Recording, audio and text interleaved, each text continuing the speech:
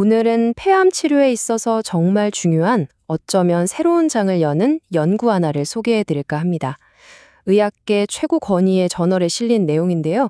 새로운 희망과 함께 아주 어려운 질문을 던지고 있습니다. 오늘 그 내용을 쉽고 깊이 있게 파헤쳐 보겠습니다. 새로운 치료법이 환자의 생명을 더 길게 만든다니 이건 정말 놀라운 소식이 아닐 수 없죠. 근데 말이죠. 여기에는 좀 생각해 봐야 할 대가가 따릅니다. 바로 그게 오늘 이야기의 핵심이에요. 자, 그럼 이 새로운 약이 도대체 왜 필요했던 걸까요? 그러니까 의사나 환자들이 어떤 종류의 어려움과 싸우고 있었는지 그 배경부터 한번 살펴보겠습니다. 지금부터 우리가 다룰 암은요. 폐암 중에서도 좀 특별한 종류입니다. EGFR이라는 특정 유전자의 돌연 변이, 그러니까 작은 오류가 생기면서 암세포가 마구 자라나는 경우를 말하는 거죠. 근데 문제가 뭐냐면요. 여기에 아주 큰 벽이 하나 있다는 겁니다. 처음에는 효과가 아주 좋던 약들이 있었는데 시간이 지나면 암세포가 똑똑해져서 약에 내성이라는 게 생겨버려요. 더는 약이 듣지 않는 거죠.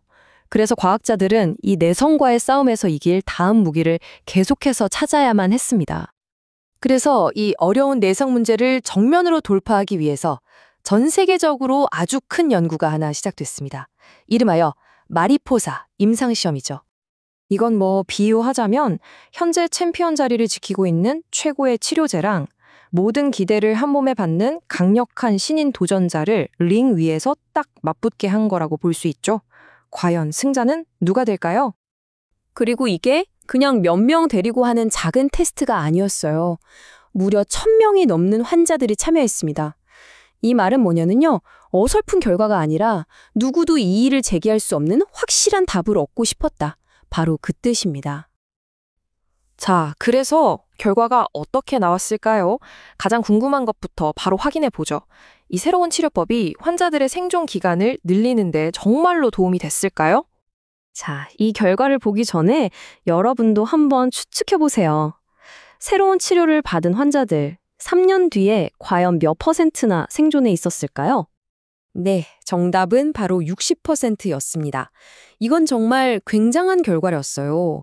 새로운 조합으로 치료받은 환자 10명 중 6명이 3년이 지난 시점에도 생존해 있었다는 뜻이니까요. 이게 얼마나 대단한 수치냐면요. 기존 표준 치료법이랑 비교해보면 바로 알 수 있습니다.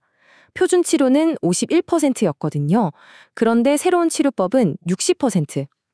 생존율에서 이렇게나 명확한 차이를 보여준 겁니다. 이걸 좀 더 전문적으로, 통계적으로 따져보면요. 사망 위험을 무려 25%나 낮췄다는 계산이 나옵니다. 그리고 이 수치는 그냥 우연히 나온 게 아니에요.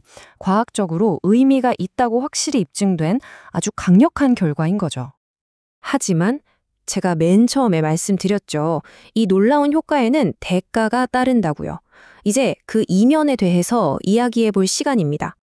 효과가 강력하다는 건 알겠는데 그럼 부작용은 어땠을까요? 이 강력한 약이 환자들의 몸에는 어떤 영향을 미쳤을까요? 네, 결과는 좀 충격적입니다. 80%, 새로운 약을 쓴 환자 10명 중 8명이 일상생활에 지장을 줄 수 있는 꽤 심각한 수준의 부작용을 겪었다는 뜻입니다.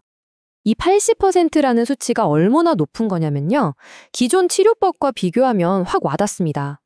기존 치료는 52%였는데 이건 80%잖아요. 정말 압도적으로 높은 수치죠. 그럼 구체적으로 어떤 부작용이 많았는지 한번 볼까요? 표를 보시면 피부나 손발톱에 염증이 생기는 문제, 또 주사를 맞을 때 나타나는 반응들이 눈에 띄게 높았어요. 근데 좀 흥미로운 점도 있습니다. 다른 건 다 높은데 설사 부작용은 오히려 기존 치료보다 더 적었네요. 자, 그럼 이제 정리를 해보죠. 한쪽에는 획기적인 생존율 향상이 있고 다른 한쪽에는 심각한 부작용 증가가 있습니다. 이 두 가지 상반된 결과를 놓고 볼 때 우리는 이걸 어떻게 받아들여야 할까요? 결국 이 마리포사 연구의 핵심은 이겁니다. 생존 기간을 확실히 늘려주지만 그만큼 심각한 부작용도 감수해야 한다는 것. 이건 이제 의사와 환자에게 완전히 새로운 종류의 고민을 안겨주는 거예요. 더 긴 생명과 현재의 삶의 질 사이에서 정말 어려운 선택을 해야 하는 거죠. 그러니까 이 연구는 이 약이 더 좋다는 단순한 답을 준 게 아니에요. 오히려 우리에게 더 근본적인 질문을 던지고 있습니다.